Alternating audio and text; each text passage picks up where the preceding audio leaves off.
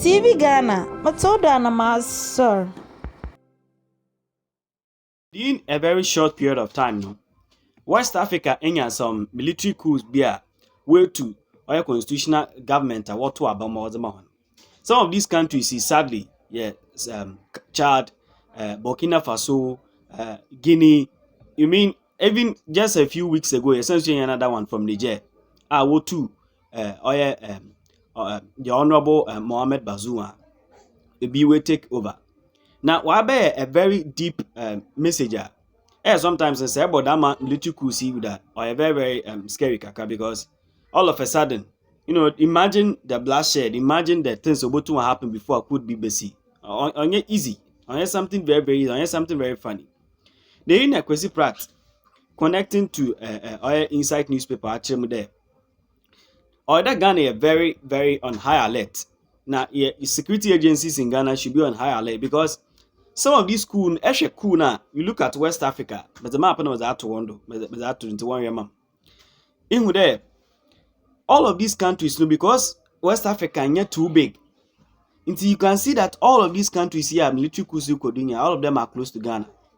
Now, so there, Oban Dama, Ibinu offer Kwanabon Bido, Otumuno, why you there? Oh, cool ways when in a country, cool no see when your country into one GN as refugees, one country. So as it were, no, every country be a refugee. Meaning there, able to make claim there asylum. Oh, one more mazana, one gymna mutu mean stay ha because mukrum no, it's not safe for me to be there. Due to that, otum oba the country no more not to mabe. Into sakuni sidam na sawaba. Certain people go to for that. Ena 1 year legitimate refugees. Mechede 1 year kofi bia ampeni ampa 1 year kofi bia we cool niti na woba Ghana. But what fuck only be na woba. In our account that chimney some very very deep. Now what it's a very very serious matter because it may mean a lot of things for Ghana. What man couldn't get asma Kwesi Pratt or Tugwa. Is in serious turmoil. And if care is not taken, West Africa is likely to become the new Ukraine. The new Ukraine? Yes. I mean, I have no doubt at all about it. First of all, if you take the whole of the region, West Africa sub-region, it has a population of over 500 million people. Out of this population of over 500 million people, Nigeria alone accounts for 50% of the total population of West Africa. 50%? About 50% of the total population of West Africa. Nigeria has a population of between 220 and 230 million people. Okay. So any crisis in Nigeria is likely to have a ripple effect, throughout the region. Now you have a situation in which, if you go to the northeast of Nigeria, you have the Boko Haram insurgency. And then you go to the Niger Delta area, and there's a low-intensity civil war. And to the east of Nigeria is also a thriving secessionist movement. Okay.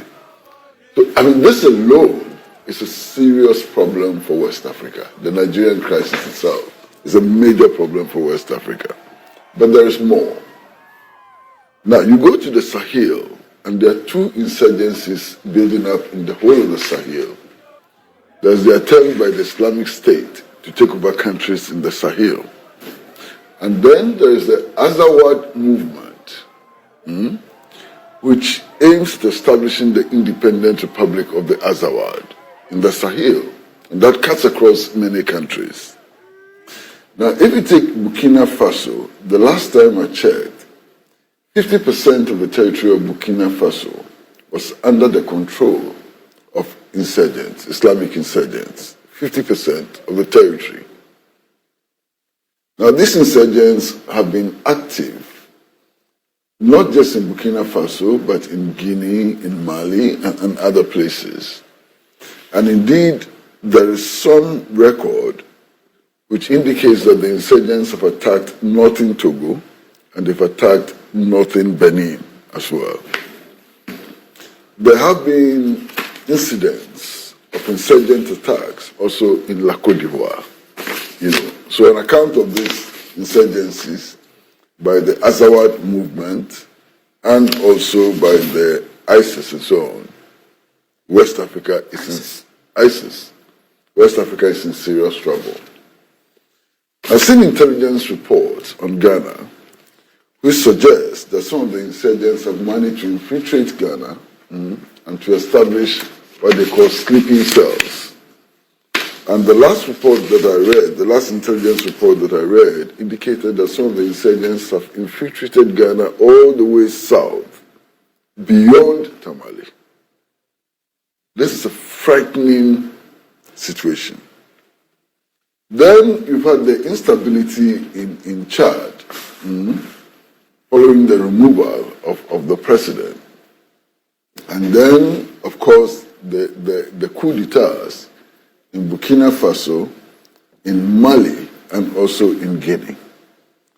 And only last week, another coup d'etat in Niger. This is a crisis, you understand? But then on the back of all this is also the anti-West, anti-France, feather, which is sweeping across the West African sub-region. That adds to the instability, that adds to the crisis. Then, on top of all of this, you also have the establishment of foreign military bases in West Africa, and it's frightening. Ghana has signed a defense agreement to the United States of America, which gives the United States so many concessions, which actually gives a U.S. soldier more privileges than privileges accorded to diplomats under the Geneva Convention. Okay.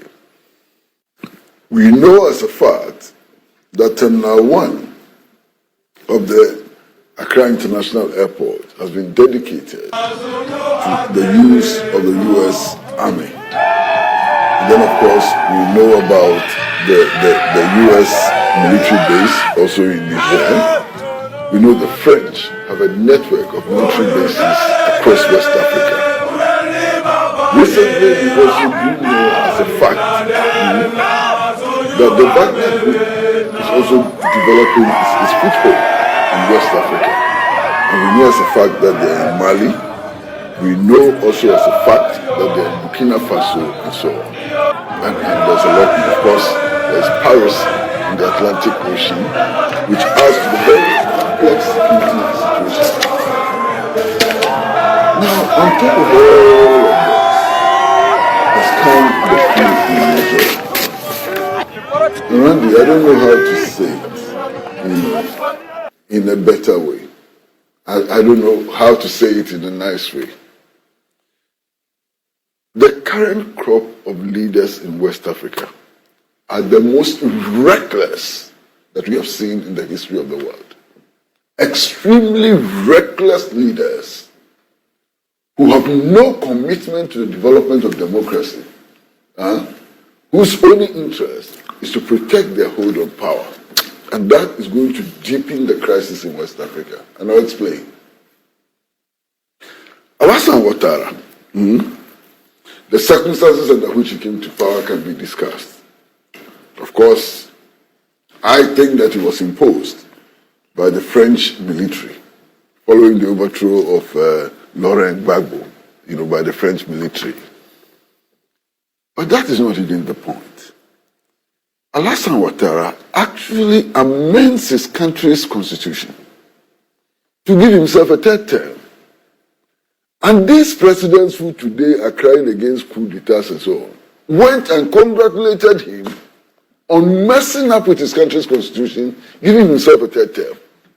This president, where is their legitimacy? All of them. Where is their legitimacy? They were happy with Alassane Ouattara amending the constitution of La Côte d'Ivoire and imposing himself again as head of state. They went to congratulate him. Put that aside. Mali, when the president there was killing people, detaining people without charge or trial, ordering his soldiers to attack peaceful protesters and so on, these sets of states were causing with him. They didn't have any problem at all with him. You understand? These heads of states who today are calling for democracy, when the Islamic insurgents were attacking these countries, killing their soldiers, making life unbearable for them, they sat in their cozy presidential palaces and did nothing. Now there's a coup d'etat. They have the nerve to look into our faces and say they are mobilizing soldiers with our resources to go and fight to restore a discredited head of state to power in Niger. What is wrong with these West African heads of states? Something must be wrong with them. They are not thinking right. They are exceedingly reckless. The worst case scenario, my brother, look at Tinubu, who was recently sworn in as head of state of Nigeria. Your own election results are being contested. Evidence is being sent to court which shows massive rigging and so on. You are not dealing with that situation in your country. You want to mobilize troops to go and fight in Niger. What? Have you been able to fight Boko Haram? Have you been able to deal with the low-intensity civil war in the Niger Delta? Have you been able to contain the secessionist movement in the east of your country? And then you have the effrontery to call your colleagues to Abuja and to give a warning that in a week, if they don't hand over to the old president, we are marching troops into Niger. What's wrong with you?